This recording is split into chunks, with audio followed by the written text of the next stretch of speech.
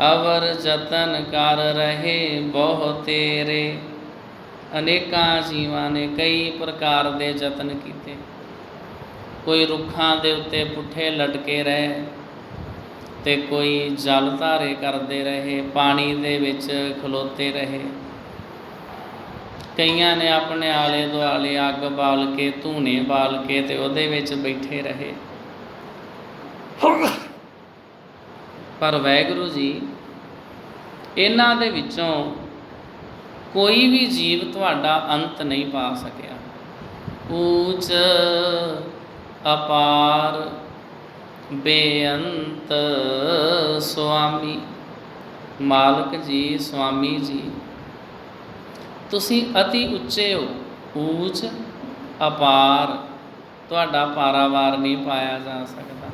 बेअंत स्वामी, स्वामी कहिए मालक जी, कौन जाने गुण तेरे। तुहाडे वाहिगुरू जी गुणां नूं कौन जान सकता है। भाव कोई नहीं। आप जी इतने महान ते इतने वड्डे हो कि तुहाडे गुणां दा भी कोई जीव अंत नहीं पा सकता। ਜਿਹੜੇ ਵਾਹਿਗੁਰੂ ਜੀ ਤੁਹਾਡਾ ਗੁਣਗਾਨ ਕਰਦੇ ਨੇ, ਤੁਹਾਡੀਆਂ ਵਡਿਆਈਆਂ ਕਰਦੇ ਨੇ, ਉਹ ਸਿਰਫ ਆਨੰਦ ਮਾਣ ਸਕਦੇ ਹਨ। ਜੇ ਕਹੋ ਕਿ ਵਾਹਿਗੁਰੂ ਜੀ ਦਾ ਅੰਤ ਪਾ ਲੈਣ, ਇਹ ਨਹੀਂ ਹੋ ਸਕਦਾ।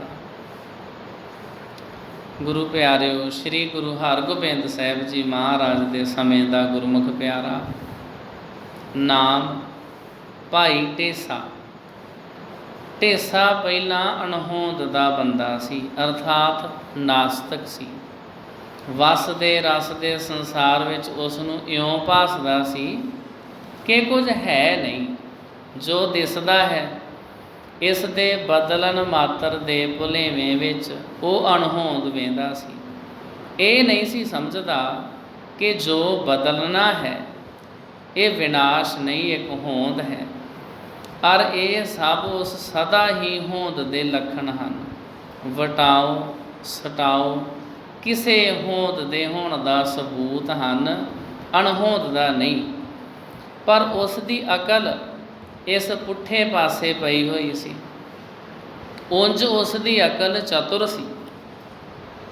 ਉਸ ਦੀ ਚਤੁਰਾਈ ਨੂੰ ਭਾਈ ਸਾਈਂ ਦਾਸ ਜੀ ਦੀ ਉਚੇਰੀ ਤੇ ਉਜਲ ਚਤੁਰਾਈ ਨੇ, ਜੋ ਸੱਚ ਦੀ ਟੇਕ ਵਾਲੀ ਸੀ, ਜਿੱਤ ਲਿਆ ਸੀ।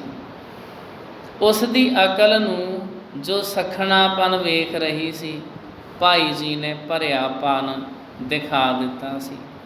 ਫਿਰ ਉਸ ਦੀ ਰਹਿਣੀ ਵਿੱਚ ਭਲੇ ਸੁਭਾਅ ਦੇ, ਸੇਵਾ ਦੇ, ਭਲੀ ਕਰਨੀ ਆਦਿਕ ਦੇ ਦਵਾ ਦਾਰੂ ਲਾ ਕੇ ਉਸ ਵਿੱਚ ਸੰਜਮ ਤੇ ਨੇਕੀ ਵਸਾਈ ਸੀ। ਢੇਸਾ ਤਾਂ ਸਮਝਦਾ ਸੀ ਕਿ ਮੈਂ ਪੂਰਨ ਹੋ ਚੱਲਿਆ ਹਾਂ, ਪਰ ਭਾਈ ਜੀ ਜਾਣਦੇ ਸੀ ਕਿ ਅਜੇ ਢੇਸਾ ਸਤ ਸੰਗ ਦੇ ਬਹਿਰੰਗ ਰੰਗਾਂ ਦੇ ਵਿੱਚ ਆਇਆ ਹੈ। ਅਜੇ ਇਹਨੂੰ ਪੂਰਾ ਰੰਗ ਚੜ੍ਹਿਆ ਨਹੀਂ। ਇਹ ਭਾਈ ਢੇਸਾ ਸਤ ਸੰਗਤ ਕਰਕੇ ਸਮਝਦਾ ਵੀ ਮੈਂ ਪੂਰਾ ਹੋ ਚੱਲਿਆ ਹਾਂ, ਪਰ ਨਹੀਂ, ਅਜੇ ਤਾਂ ਇਹਨੂੰ ਸਤ ਸੰਗਤ ਦਾ ਬਾਹਰਲਾ ਰੰਗ ਚੜ੍ਹਿਆ ਸੀ। ਅਜੇ ਤਾਂ ਗੁਣ ਪੈਦਾ ਹੋ ਰਹੇ ਹਨ, ਕਿਉਂਕਿ ਵਿਣ ਗੁਣ ਕੀਤੇ ਭਗਤ ਨਾ ਹੋਏ। ਗੁਣ ਆਉਣ ਤਾਂ ਭਗਤੀ ਹੋਵੇ, ਅਤੇ ਗੁਣ ਸਾਰੇ ਰੱਬ ਵਿੱਚ ਹਨ। ਬੰਦੇ ਤਾਂ ਨਿਰਗੁਣ ਹਨ। ਫਿਰ ਗੁਣ ਕੀ ਕੂ ਆਉਣ? ਸਤ ਸੰਗ ਵਿੱਚ ਰੱਬ ਦਾ ਨਿਵਾਸ ਹੈ। ਸਤ ਸੰਗ ਵਿੱਚ ਗੁਣ ਲੱਜਦੇ ਹਨ, ਕਿਉਂਕਿ ਸਤ ਸੰਗ ਸਾਈਂ ਦੀ ਮਾਨੋ ਹੱਟ ਹੈ ਅਤੇ ਉੱਥੇ ਗੁਣਾਂ ਦੀ ਰਾਸ ਮੌਜੂਦ ਰਹਿੰਦੀ ਹੈ। ਵਿਹਾਜਨ ਹਾਰਾਂ ਨੂੰ ਅਮੁੱਲ ਮਿਲਦੀ ਹੈ। ਉੱਥੋਂ ਫਿਰ ਸਭ ਗੁਣ ਤੇਰੇ ਮੈਂ ਨਾਹੀਂ ਕੋਏ ਵਾਕ ਮੂਜਬ। ਮੈਂ ਨਿਰਗੁਣ ਵਿੱਚ ਸਾਈਂ ਗੁਣੀ ਭੰਡਾਰ ਦੇ ਗੁਣ ਝਲਕੇ ਮਾਰਨ ਲੱਗ ਪੈਂਦੇ ਨੇ। ਤਦੇ ਵਾਕ ਹੈ, ਮੇਰੇ ਮਾਧੋ ਜੀ ਸਤ ਸੰਗਤ ਮਿਲੇ ਸੋ ਤਰਿਆ। ਇੱਥੇ ਸ਼ਬਦ ਆਇਆ ਸੇ ਤਰਿਆ। ਸੋ ਭਾਈ ਜੀ ਨੇ ਪਹਿਲਾਂ ਢੇਸੇ ਦੀ ਦਿਮਾਗੀ ਹਿਲਜੁਲ ਨੂੰ ਆਪਣੀ ਉਜਲ ਬੁੱਧੀ ਨਾਲ ਠੰਡ ਪਾਈ। ਫਿਰ ਸੰਜਮ ਸਿਖਾਇਆ। ਫਿਰ ਉਸ ਨੂੰ ਸੇਵਾ ਦੀ ਪਹਿਲੀ ਮੰਜ਼ਿਲ ਸਿਖਾਈ ਜੋ ਉਸਨੇ ਉਹਨਾਂ ਦੀ ਆਗਿਆ ਵਿੱਚ ਕੀਤੀ। ਫਿਰ ਢੇਸੇ ਨੂੰ ਕੀਰਤਨ ਸੁਣਨ ਦਾ ਰਸ ਪੈ ਗਿਆ। ਫਿਰ ਭਾਈ ਜੀ ਦੇ ਸਤ ਸੰਗ ਦੀ ਇੱਛਾ ਪ੍ਰਬਲ ਹੋ ਆਈ ਤੇ ਭਾਈ ਜੀ ਨੂੰ ਡੱਲੇ ਤੋਂ ਡਰੋਲੀ ਲੈ ਆਇਆ। ਵਰਤਾਓ ਤੇ ਸਤ ਸੰਗ ਨੇੜੇ ਹੋ ਗਿਆ। ਭਾਈ ਜੀ ਦਾ ਜੀਵਨ ਤੇ ਪ੍ਰਚਾਰ ਤੇ ਮਕਾਨ ਦਾ ਉਸਰਨਾ ਤੇ ਸਤਿਗੁਰਾਂ ਦਾ ਆ ਕੇ ਠਹਿਰਨਾ, ਸਾਰੇ ਸੋਹਣੇ ਨਜ਼ਾਰੇ ਅੱਖਾਂ ਅੱਗੋਂ ਲੰਘੇ। ਕਿਤਨਾ ਚਿਰ ਸਤਿਗੁਰੂ ਜੀ ਦੇ ਪ੍ਰਤੱਖ ਦਰਸ਼ਨ ਹੁੰਦੇ ਰਹੇ। ਇਸ ਸਾਰੇ ਅਰਸੇ ਵਿੱਚ ਢੇਸਾ ਸਹਿਜ ਸੁਭਾਉ ਗੁਰਬਾਣੀ ਦਾ ਰਸੀਆ ਹੋ ਗਿਆ। ਗੁਰਬਾਣੀ ਦਾ ਪਾਠ ਮਨ ਦੀ ਸ਼ੁੱਧੀ ਵਾਸਤੇ ਕਰੀਦਾ ਹੈ। ਇਸ ਵਾਸਤੇ ਜਿਹੜਾ ਭਾਈ ਢੇਸਾ ਸੀ ਉਹਦਾ ਸਾਧ ਸੰਗਤ ਜੀ ਹੌਲੀ ਹੌਲੀ ਕਰਕੇ ਫਿਰ ਮਨ ਸ਼ੁੱਧ ਹੁੰਦਾ ਗਿਆ। ਗੁਰਬਾਣੀ ਦਾ ਪਾਠ ਪਿਆਰ ਵਾਸਤੇ ਕਰੀਦਾ ਹੈ। ਦਿਲ ਦੇ ਇੱਕ ਰੁੱਖ ਵੱਲ ਝੁਕਾਓ ਪੈਦਾ ਕਰਨ ਲਈ ਕਰੀਦਾ ਹੈ। ਸੋ ਢੇਸਾ ਬੜੇ ਪ੍ਰੇਮ ਨਾਲ ਗੁਰਬਾਣੀ ਦਾ ਪਾਠ ਤੇ ਵਿਚਾਰ ਕਰਨ ਲੱਗ ਪਿਆ।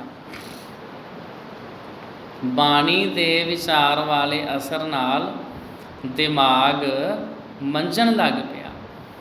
ਸੋ ਬਾਣੀ ਦੇ ਪਹਿਲੇ ਅਸਰ ਨੇ ਮਨ ਸਾਫ਼ ਕੀਤਾ। ਬਾਣੀ ਪਦ ਦੇ ਸ੍ਰੀ ਗੁਰੂ ਗ੍ਰੰਥ ਸਾਹਿਬ ਜੀ ਵਿੱਚ ਦੋ ਭਾਵ ਹਨ। ਬਾਣੀ ਦਾ ਅਰਥ ਕੀ ਹੈ? ਇੱਕ ਨਾਮ, ਦੂਸਰਾ ਸ੍ਰੀ ਗੁਰੂ ਗ੍ਰੰਥ ਸਾਹਿਬ ਜੀ ਵਿੱਚ ਲਿਖੀ ਗਈ ਬਾਣੀ। ਇਸ ਗੁਰਬਾਣੀ ਦੇ ਪਾਠ ਵਿੱਚ ਇੱਕ ਤਾਂ ਉਪਦੇਸ਼ ਹੈ ਜਿਸ ਨੂੰ ਵਿਚਾਰ ਨਾਲ ਸਮਝੀਦਾ ਹੈ, ਇਹ ਦਿਮਾਗ ਉਜਲ ਕਰਦਾ ਹੈ। ਦੂਸਰੇ ਮਨ ਨੂੰ ਪਵਿੱਤਰ ਕਰਨ ਦਾ ਅਸਰ ਹੈ। ਤੀਸਰੇ ਇਸ ਵਿੱਚ ਸਿਫਤ ਸਲਾਹ ਹੈ, ਸਾਈਂ ਦਾ ਨਾਮ ਹੈ। ਮਹਾ ਮੰਤਰ ਨਾਨਕ ਕਥੈ ਹਰ ਕੇ ਗੁਣ ਗਾਈ। ਉਹ ਮਹਾ ਮੰਤਰ ਕਿਹੜੀ ਸ਼ੈ ਹੈ? ਸੁਨਤ ਜਪਤ ਹਰ ਨਾਮ ਜਸ ਤਾਂ ਕੀ ਦੂਰ ਬਲਾਈ। ਹਰੀ ਦੇ ਨਾਮ ਦਾ ਰਸ ਗੁਰਬਾਣੀ ਹੈ। ਸੋ ਗੁਰਬਾਣੀ ਦਾ ਸੁਣਨਾ ਤੇ ਜਪਣਾ ਮਹਾ ਮੰਤਰ ਦੇ ਅਸਰ ਵਾਲਾ ਭਾਵ ਮੈਲਾਂ ਵਿਖੇਪਾਂ ਤੇ ਦੁੱਖਾਂ ਨੂੰ ਦੂਰ ਕਰਨ ਵਾਲਾ ਹੈ। ਵਾਕ ਹੈ ਬਾਣੀ ਮੰਤਰ ਮਹਾਪੁਰਖਨ ਕੀ ਮਨ ਹੈ ਉਤਾਰਨ ਮਾਨ ਕੋ।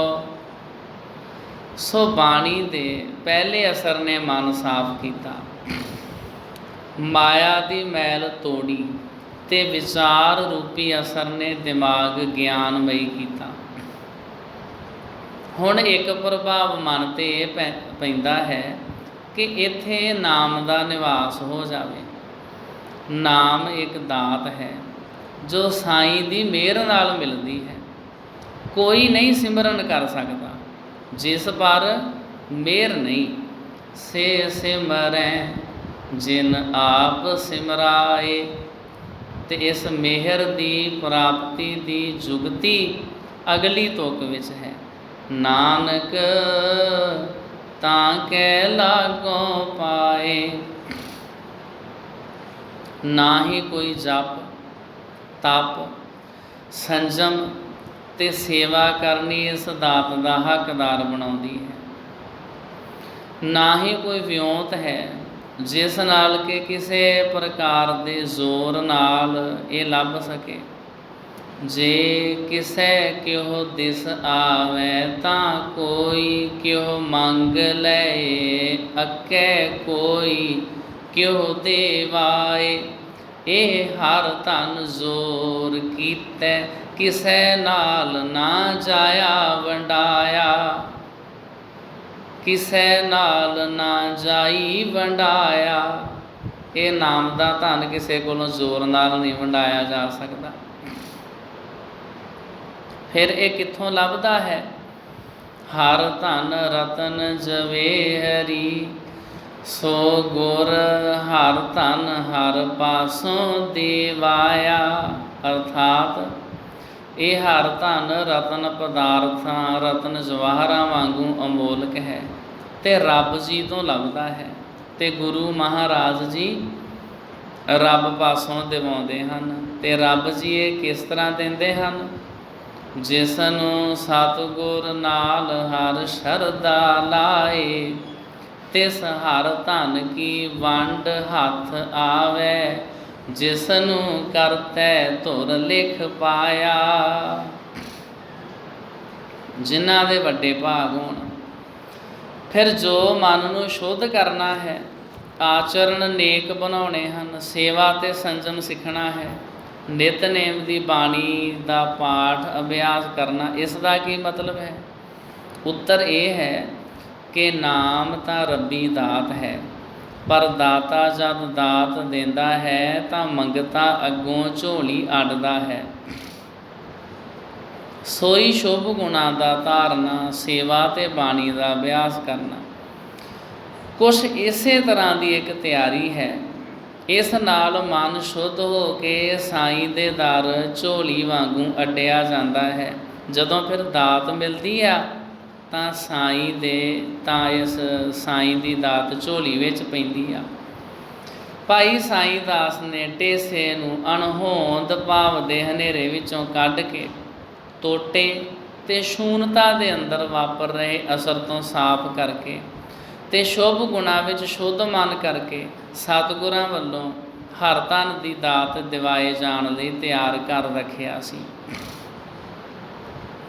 ਡਰੋਲੀ ਨਿਵਾਸ ਦੇ ਦਿਨਾਂ ਵਿੱਚ ਆਪ ਸਤਿਗੁਰੂ ਜੀ ਇੱਕ ਦਿਹਾੜੇ ਬਾਹਰ ਸ਼ਿਕਾਰ ਤੋਂ ਆਏ। ਕਿਸੇ ਖੂਹ 'ਤੇ ਬੈਠੇ ਸਨ ਕਿ ਢੇਸਾ ਸਾਰੇ ਸਿੱਖਾਂ ਤੋਂ ਪਹਿਲਾਂ ਅੱਪੜ ਪਿਆ। ਗੁਰੂ ਜੀ ਨੂੰ ਪਿਆਸ ਲੱਗ ਰਹੀ ਸੀ। ਢੇਸੇ ਨੇ ਦੌੜ ਕੇ ਖੂਹ ਤੋਂ ਜਲ ਆਂਦਾ ਤੇ ਛਕਾਇਆ। ਸਤਿਗੁਰੂ ਜੀ ਨੇ ਇੱਕ ਤਿਰਛੀ ਨਿਗਾਹ ਨਾਲ ਵੇਖਿਆ। ਫਿਰ ਬੋਲੇ, ਗੁਰੂ ਹਰਗੋਬਿੰਦ ਸਾਹਿਬ, ਤੇਰਾ ਨਾਮ? ਢੇਸੇ ਨੇ ਕਿਹਾ, ਜੀਓ ਦਾਸ ਦਾ ਨਾਮ ਹੈ ਢੇਸਾ।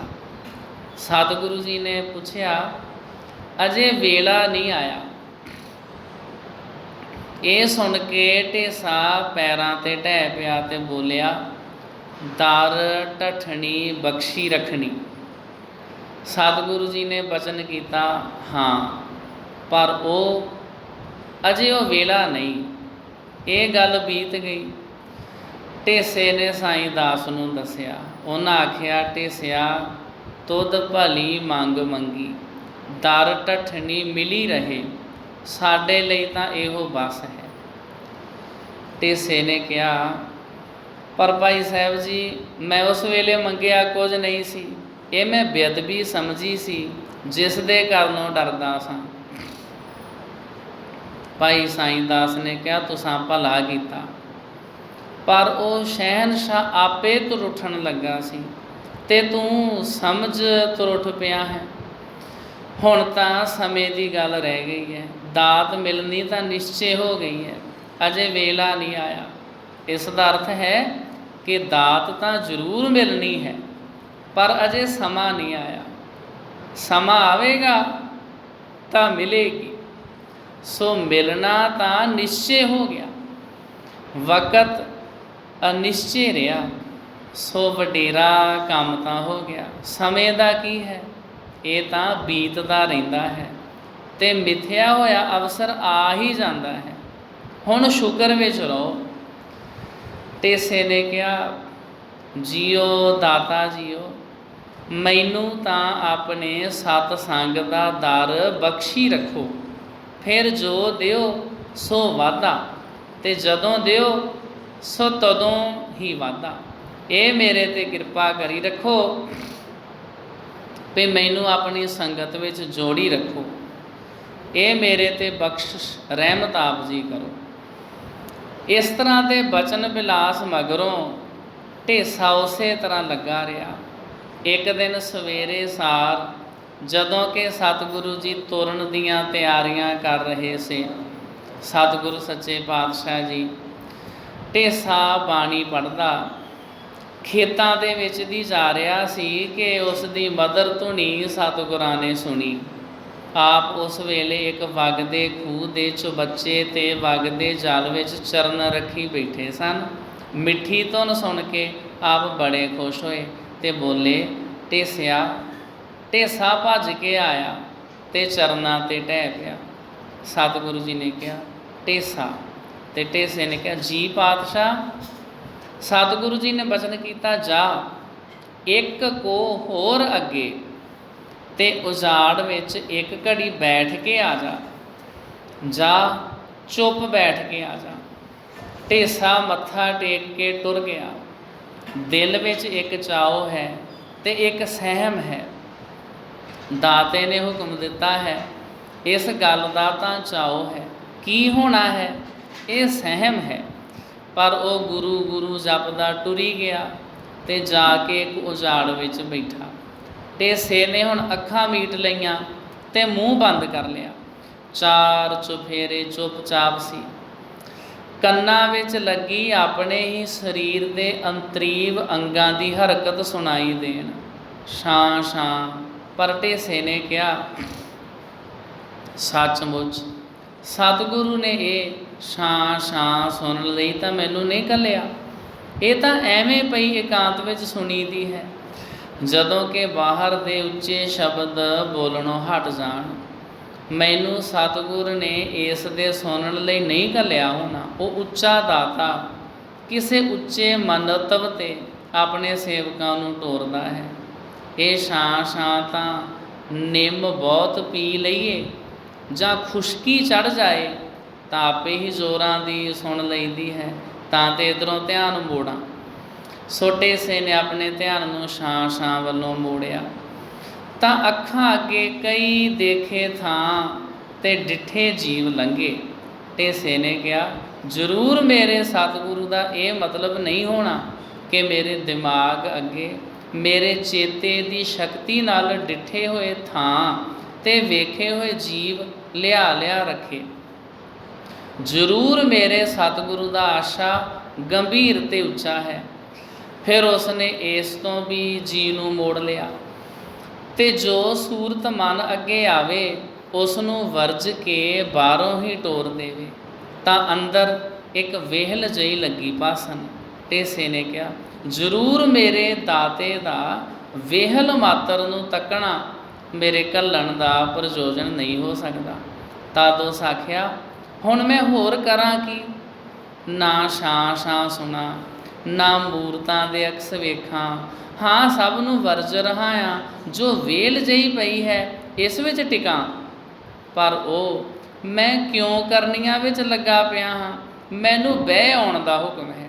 ਘੜੀ ਭਰ ਬਹਿ ਕੇ ਟੁਰ ਜਾਵਾਂ, ਪਰ ਹਾਂ ਚੁੱਪ ਬਹਿ ਕੇ ਟੁਰ ਜਾਵਾਂ। ਪਰ ਮੈਂ ਤਾਂ ਆਪੇ ਕੁਛ ਕੁਛ ਕਰਨ ਲੱਗ ਪਿਆ ਹਾਂ। ਸੋ ਮੈਂ ਕਰਾਂ ਕੁਛ ਨਾ, ਮੈਂ ਅਕਰਾਂ ਜਿਹਾ ਹੋ ਰਹਾ। ਪਰ ਕੁਝ ਨਾ ਕਰਨੇ ਵਾਲਾ ਹੋਵਾਂ ਕਿਕੂ। ਮਨ ਨੇ ਕੁਛ ਕਰਨਾ ਹੀ ਹੋਇਆ, ਵਰਜ ਰਹਾਉਣਾ ਕੁਛ ਕਰਨੋਂ। ਬਸ ਇਹੋ ਹੀ ਅਕਰਾਂ ਮੈਂ ਕਰਾਂ। ਹੁਣ ਚੇਤਾ ਆਇਆ ਭਾਈ ਸਾਈਂ ਦਾਸ ਜੀ ਦਾ, ਪਰ ਸੂਰਤ ਅੱਖਾਂ ਅੱਗੇ ਨਾ ਆਈ। ਸੋਚ ਫੁਰੀ। ਮੈਂ ਉਹਨਾਂ ਨੂੰ ਪੁੱਛਿਆ ਹੁੰਦਾ ਕਿ ਇਹੋ ਜਿਹੇ ਸਮੇਂ ਕੀ ਕਰੀਦਾ ਹੈ ਤਾਂ ਹੁਣ ਔਖਾ ਨਾ ਹੁੰਦਾ। ਹੱਛਾ ਭਾਈ ਜੀ ਕਿਹਾ ਕਰਦੇ ਹਨ ਕਿ ਦੇਸ਼ ਕਾਲ ਤਾਂ ਪੜਦੇ ਹੀ ਹੈਨ ਨਾ, ਜੋ ਅਸਲ ਸ਼ੈ ਨੂੰ ਡਿੰਗ ਪਾ ਪਾ ਦੱਸਦੇ ਹਨ। ਸੋ ਮੈਂ ਸਮਝਾਂ ਕਿ ਭਾਈ ਜੀ ਮੇਰੇ ਕੋਲ ਹਨ, ਇਸ ਵੇਲੇ ਹਨ।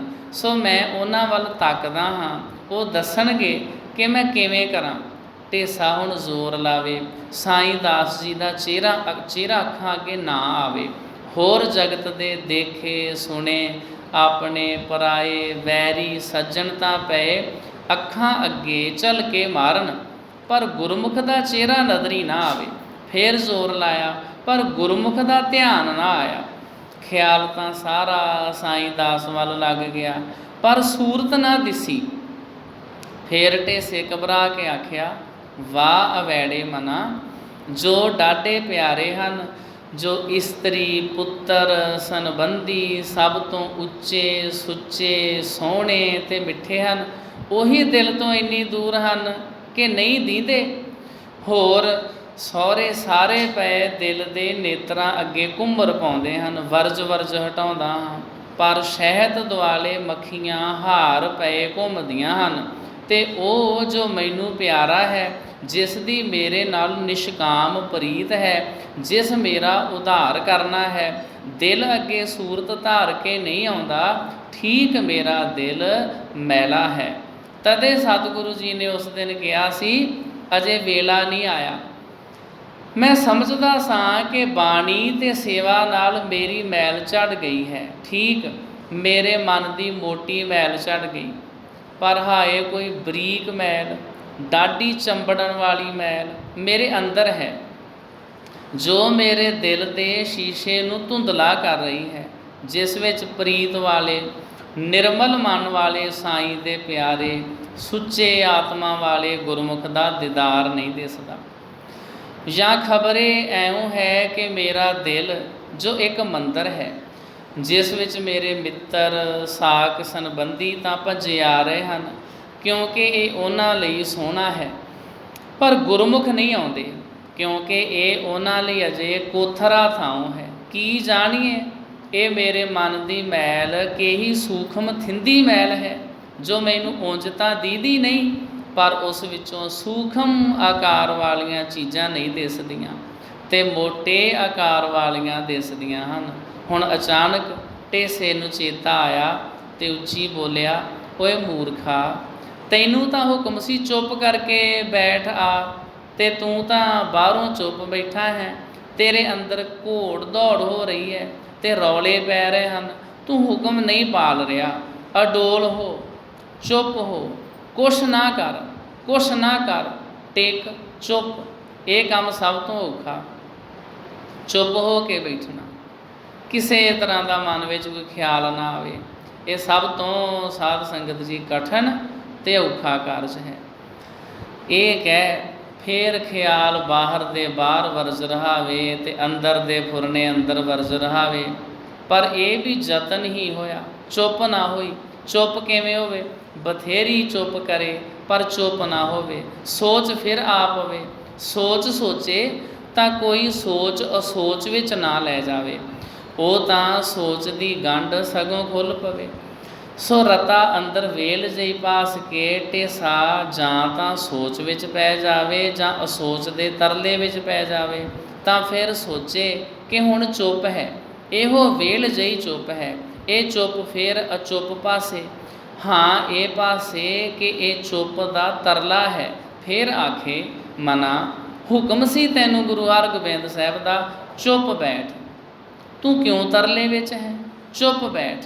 ਪਰ ਜਦ ਚੁੱਪ ਬੈਠੇ ਤਰਲੇ ਛੱਡੇ ਤਾਂ ਸੋਚ ਆ ਪਵੇ, ਜੇ ਸੋਚ ਨੂੰ ਬਾਹਰ ਕੱਢੇ ਤਾਂ ਉਹ ਚੁੱਪ ਦਾ ਤਰਲਾ ਬਣ ਜਾਵੇ, ਚੁੱਪ ਨਾ ਬਣੇ।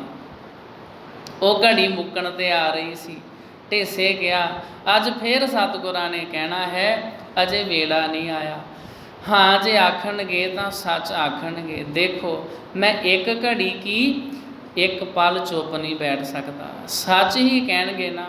ਹਾਏ ਕਿਵੇਂ ਚਰਨੀ ਲਾਈ ਰੱਖਣ, ਕਿਤੇ ਸਤਿਗੁਰੂ ਦੇ ਦਰੋਂ ਧੱਕਾ ਨਾ ਮਿਲ ਜਾਵੇ। ਨਹੀਂ ਨਹੀਂ, ਉਹ ਦਿਆਲੂ ਹਨ, ਧੱਕਾ ਨਹੀਂ ਦੇਣਗੇ, ਇਹੋ ਕਹਿਣਗੇ ਅਜੇ ਵੇਲਾ ਨਹੀਂ ਆਇਆ। ਓਹੋ, ਫਿਰ ਮੈਂ ਸੋਚੀ ਪੈ ਗਿਆ। ਸੋਚ ਮਨ ਦਾ ਸੁਭਾਅ ਹੈ। ਇਹ ਸਾਧ ਸੰਗਤ ਜੀ ਇਸ ਤਰ੍ਹਾਂ ਹੁੰਦਾ, ਜਿਵੇਂ ਜਦੋਂ ਕਿਸੇ ਕੋਈ ਪ੍ਰਸ਼ਾਦ ਵਰਤਾ ਸਕਦੇ ਨਹੀਂ, ਕਰਨ ਤੋਂ ਵਰਤਾ ਕੇ ਰੱਖ ਲਓ ਇੱਥੇ ਭੋਗ ਲਾ ਕੇ। ਤਾਂ ਸਾਧ ਸੰਗਤ ਜੀ ਕਈ ਵਾਰੀ ਵੇਖਣ ਵਿੱਚ ਇਸ ਤਰ੍ਹਾਂ ਆਉਂਦਾ ਵੀ ਜਦੋਂ ਆਪਾਂ ਰਾਤ ਨੂੰ ਸੌਣਾ ਹੁੰਦਾ ਤੇ ਸੌਣ ਵਾਸਤੇ ਕੀ ਹੈ ਵੀ ਮਨ ਵਿੱਚੋਂ ਸਾਰੇ ਵਿਚਾਰ ਖਤਮ ਹੋ ਜਾਣ, ਕਿਸੇ ਤਰ੍ਹਾਂ ਦੀ ਕੋਈ ਸੋਚ ਨਾ ਆਵੇ।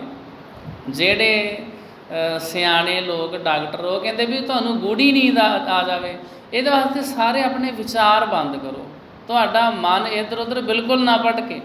ਅਤੇ ਰਾਤ ਨੂੰ ਜਦੋਂ ਸੌਣ ਲੱਗਦੇ ਹੋ ਕੋਸ਼ਿਸ਼ ਕਰਦੇ ਹੋ ਉਹ ਮਨ ਸਾਡਾ ਕਦੇ ਕਿਸੇ ਪਾਸੇ ਦੌੜਦਾ, ਕਦੇ ਕਿਸੇ ਪਾਸੇ ਦੌੜਦਾ, ਕਦੇ ਲੰਮੇ ਪੈ ਕੇ ਕਦੇ ਕੁਝ ਸੋਚੀ ਜਾਂਦੇ ਆ, ਕਦੇ ਕੁਝ ਸੋਚੀ ਜਾਂਦੇ ਆ। ਇਹ ਮਨ ਸਾਡਾ ਭਟਕਦਾ ਹੀ ਰਹਿੰਦਾ। एक विद्वान कवि ने लिखिया है, मन है अथरे घोड़े वर्गा, काबू विच ना आउंदा, सौ जांदा है बंदा थक के, पर ये कदे ना सौंदा। शरीर सौ जांदा, मन साडा तां भी नहीं सौंदा। रात नूं पता नहीं की सुपने वेखदे रहिंदे आ, किधर किधर तुरे फिरदे आ। भाई ढेसे दी अज इहो ही हालत बनी आ। इसे नूं जपजी साहिब विच भी इहदा जिक्र आया। ओहो, फिर मैं सोची पै गया। सोच मन का सुभाव है जो नहीं छुटदा, पर नहीं छुटदा। ढेसिया चुप कर, सतगुरु दे प्यारे मुखड़े वल ध्यान कर। हुण ना चुप हुंदी है ते ना सोच हटदी है, हुण उन्हां प्यारे नैना वल तक। बस इत्थे टिक जा, इहो अचुप ते इहो सोच रख लै। ना सही चुप ते ना सही असोच, पेश जो इस मन अगे ना जांदी होई। हुण ढेसे टेक लाई ते लगा सतगुरु दे चंद मुख नूं अखां अगे टिकाउण, पर वो चेता ही विसर गया। ख्याल मालक जी वल जावे, पर ध्यान कोई ना बुझे, दर्शन कोई ना होण। ढेसा जोर ला थका, पर जोर ना सुरती, ज्ञान विचार। जोर दी पेश ना गई। कई थावां ते नहीं साडा जोर चलदा।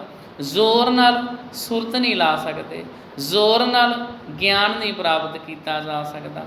फिर निराश हो के रो पिया, हाय मैं मूर्ख, जिसने कई वरे हामे बन्नी रखे कि कुछ है ही नहीं, ते मेरी अकल मुकम्मल है।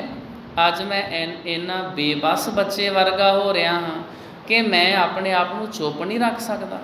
मैं तो अपने आप को बहुत सियाणा समझदा सी, पर मेरा तो अपने आप के उत्ते कंट्रोल है नहीं। अपने मालक का मूँह नहीं तक सकता, अपने आप को चुप नहीं रख सकता। ओए ढेसिया, गुरमुख का दर्शन तैनू नहीं हो सकिया, ते गुरु का दीदार किकू होवे। तेरे ध्यान विच ते भाई साईं दास जी भी नहीं आए, उन्हां वल भी नहीं तेरा मन गया। गुरु हरगोबिंद साहिब के दर्शन कित्थों कर लेंगा, तेरे कोलों ते चुप ही नहीं किया जाता।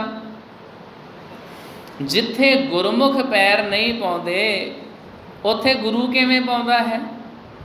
अज पता लगा मैं मूर्ख हाँ, सब सियाणपां सड़ गईयां।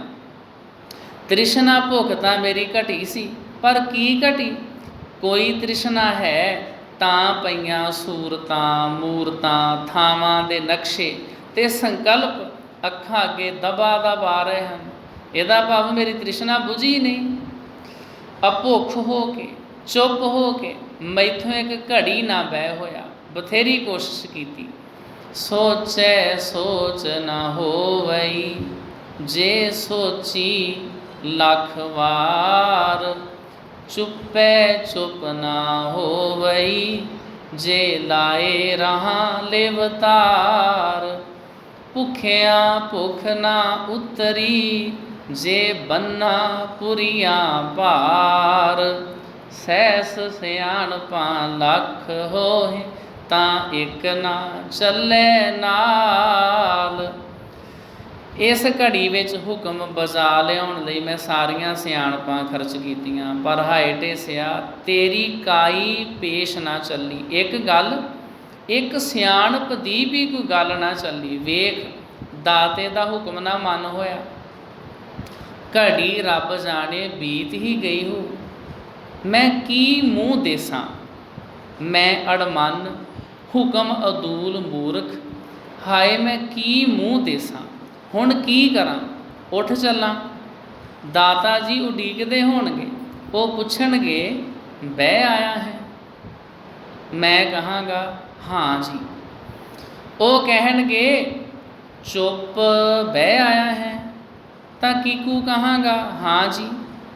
मैं जीभ दी चुप धारी, कन्ना दी छां छां सुन के उस वल्लों चुप धारी। मैं सोचां सोचण दा यतन कीता, मैं सोचां सोच के कोई पेश चलाउण वाली सोच सोचण दा जोर लाया। लख सियाणप सोची, पेश ना गई, पर ना गई मैं असोच ते चुप होण दा तरला लाया, पर अंदरला ना चुप होया। आखसां जी बह आया हाँ, पर चुप नहीं हो सकी। इउं सोचदिआं ਢੇਸੇ ਨੂੰ ਗੱਚ ਭਰ ਆਇਆ ਸੀ। ਨੈਣਾ ਤੋਂ ਅਥਰੂ ਨਿਕਲ ਰਹੇ ਸਨ। ਹਾਏ ਮੈਂ ਨਾਚੀਜ਼, ਹਾਏ ਮੈਂ ਕੁਛ ਨਾ।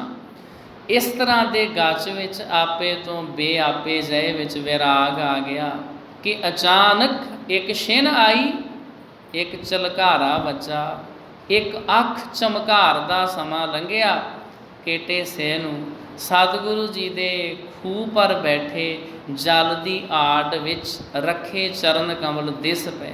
ਆਵਾਜ਼ ਆਈ, ਕਹੋ ਵਾਹਿਗੁਰੂ। ਢੇਸੇ ਦੇ ਲੂੰ ਵਿੱਚੋਂ ਵਾਹਿਗੁਰੂ ਨਿਕਲ ਗਿਆ। ਢੇਸਾ ਬੇਸੁੱਧ ਸੀ, ਹੁਣ ਸੁੱਧ ਆਈ ਤਾਂ ਜੀਭ ਕਹਿ ਰਹੀ ਸੀ ਵਾਹਿਗੁਰੂ। ਲੂਆਂ ਵਿੱਚ ਇੱਕ ਝਰਨਾਟ ਛਿੜ ਰਹੀ ਸੀ, ਨੈਣਾ ਵਿੱਚ ਇੱਕ ਠੰਡ ਵਾਪਰ ਰਹੀ ਸੀ, ਸਰੀਰ ਵਿੱਚ ਹਲਕਾਪਨ ਸੀ, ਅੰਦਰ ਬਾਹਰ ਇੱਕ ਮੱਧਮ ਸਵਾਦ ਜਿਹਾ ਸੀ। ਜੀਭ ਪਰ ਇੱਕ ਰਸ ਸੀ ਤੇ ਜੀਭ ਹਿੱਲ ਰਹੀ ਸੀ ਤੇ ਕਹਿ ਰਹੀ ਸੀ ਵਾਹਿਗੁਰੂ। ਢੇਸੇ ਨੇ ਬੋਲੋ ਜੀ ਵਾਹਿਗੁਰੂ ਰੋਜ਼ ਸੁਣਿਆ ਸੀ, ਆਪ ਵੀ ਕਈ ਵਾਰੀ ਸ਼੍ਰੀ ਵਾਹਿਗੁਰੂ ਕਿਹਾ ਸੀ, ਪਰ ਇਹ ਵਾਹਿਗੁਰੂ ਕਦੀ ਨਹੀਂ ਕਿਹਾ ਸੀ ਜਿਸ ਦਾ ਕਿ ਇਹ ਅਸਰ ਹੈ। ਹਾਂ, ਉਸਨੇ ਅੱਜ ਇਹ ਅਨੋਖਾ ਵਾਹਿਗੁਰੂ ਸੁਣਿਆ। ਹਾਂ ਜੀ, ਸਤਿਗੁਰ ਨੂੰ ਵਾਹਿਗੁਰੂ ਕਹਿੰਦੇ ਸੁਣਿਆ। ਫੇਰ ਸੁਣਨ ਨੂੰ ਜੋ ਉਤਾਵਲਾ ਹੋਇਆ ਤਾਂ ਅੱਖ ਖੁੱਲ੍ਹੀ। ਛੇਤੀ ਜੋ ਅੱਖ ਖੁੱਲ੍ਹੀ ਤਾਂ ਉੱਥੇ ਸਤਿਗੁਰੂ ਜੀ ਕੋਈ ਨਹੀਂ ਸੀ। ਢੇਸਾ ਸੀ ਇਕੱਲਾ ਤੇ ਢੇਸੇ ਦੀ ਜੀਭ 'ਤੇ ਸੀ ਵਾਹਿਗੁਰੂ, ਪਰ ਜੀਭ ਹੁਣ ਰਸ ਵਾਲੀ ਹੋ ਰਹੀ ਸੀ। ਇਹ ਕੀ ਸੀ ਢੇਸਾ ਨਹੀਂ ਸਮਝ ਸਕਿਆ, ਪਰ ਉਹ ਇੱਕ ਸਵਾਦ ਵਿੱਚ ਸੀ ਤੇ ਕਦੇ ਇੱਕ ਨਾ ਪ੍ਰਤੀਤ ਕੀਤੇ ਸੁੱਖ ਵਿੱਚ ਸੀ।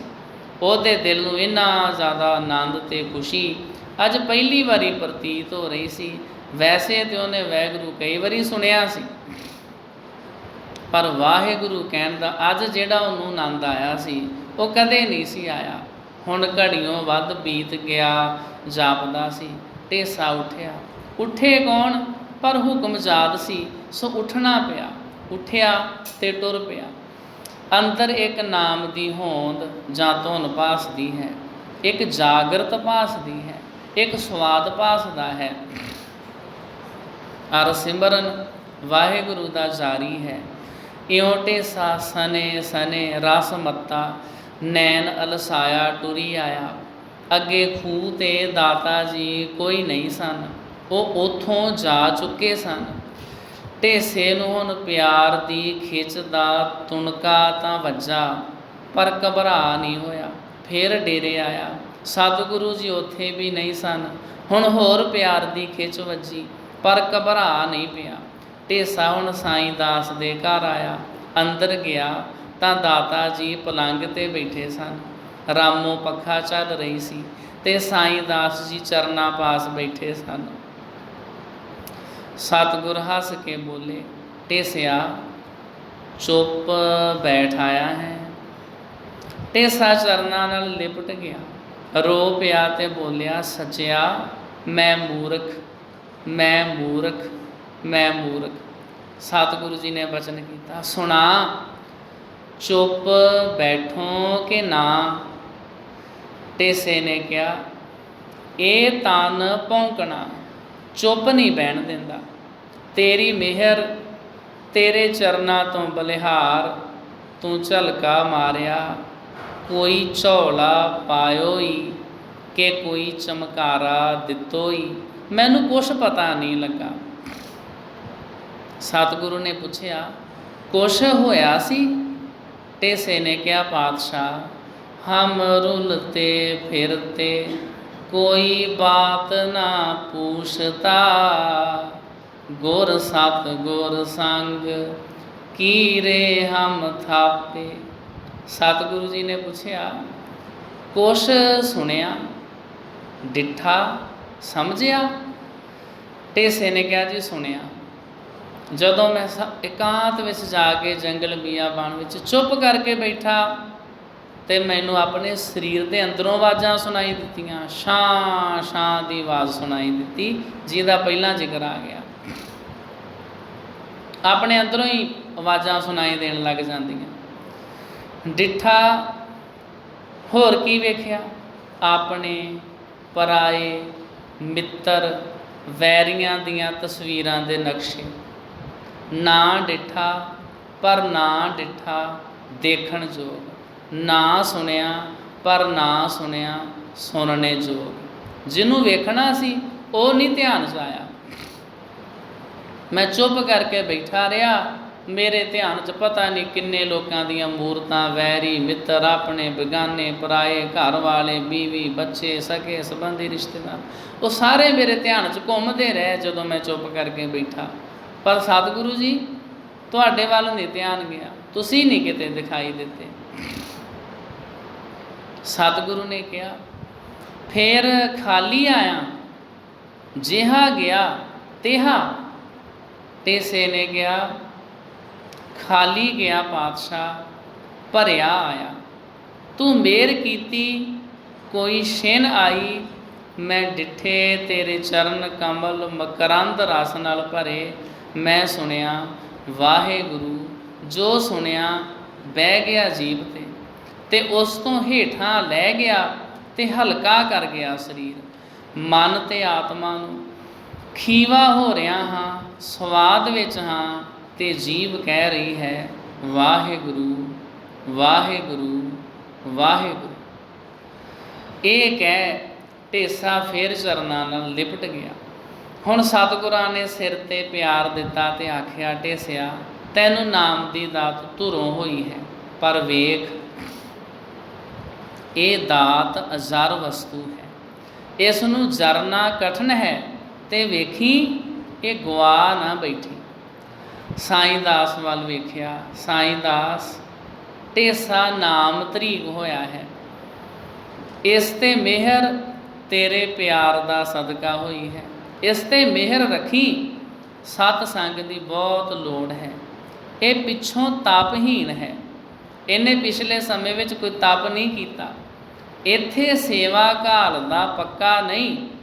ਤੂੰ ਇਸ ਨੂੰ ਸੰਭਾਲੇਗਾ ਤਾਂ ਜੋ ਨਾਮ ਇਸ ਨੂੰ ਪ੍ਰਾਪਤ ਹੋਇਆ ਹੈ, ਇਹ ਮਨ ਦੀ ਸੂਖਮ ਮੈਲ ਨੂੰ ਕੱਟੇਗਾ, ਨਾਲੇ ਅੰਮ੍ਰਿਤ ਰੂਪ ਹੋ ਕੇ ਇਸ ਨੂੰ ਰਸ ਵਿੱਚ ਤੇ ਲਿਵ ਵਿੱਚ ਲੈ ਜਾਏਗਾ।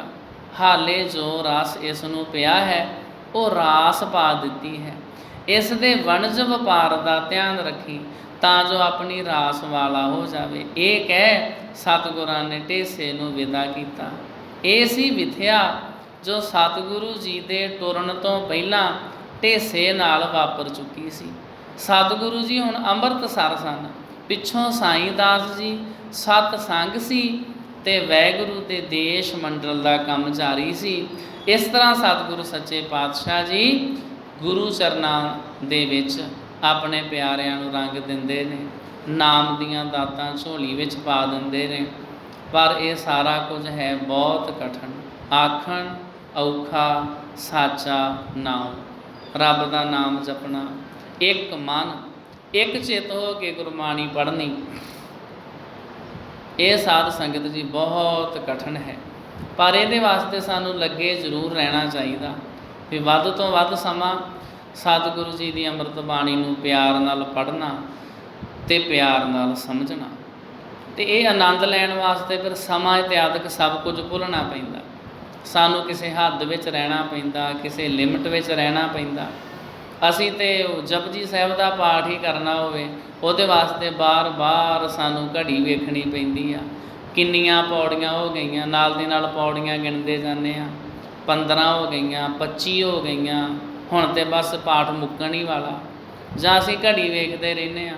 ਮੇਰੀ ਜੀ ਰੂਟੀਨ ਆ, ਮੈਂ ਅੱਧਾ ਘੰਟਾ ਪਾਠ ਕਰਨਾ ਵਾ, ਫਿਰ ਘੜੀ ਵੇਖਣੀ, 10 ਮਿੰਟ ਲੰਘ ਗਏ ਨੇ, 20 ਮਿੰਟ ਹੋ ਗਏ, ਲਓ ਜੀ 10 ਮਿੰਟ ਰਹਿ ਗਏ ਨੇ ਹੋਰ ਬਸ।